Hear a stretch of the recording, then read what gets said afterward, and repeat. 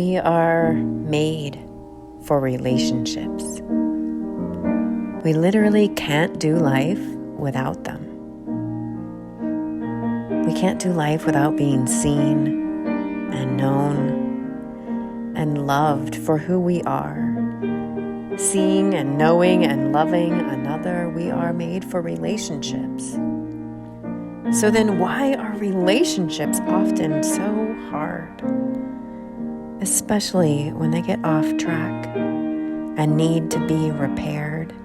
There's no instruction manual handed to us when we're born. We have to learn how to trust and be trusted, how to stay put even when things are boring or annoying, or you're entering year 3 of a global pandemic.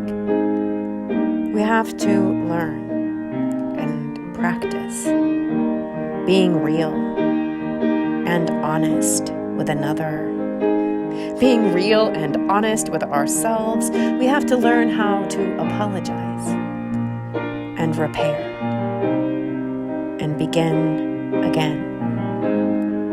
Relationships take practice and work, assembly and reassembly. Join us over the next 6 weeks at Foothills for a very human series, Reassembly Required, where we will build our instruction manual together.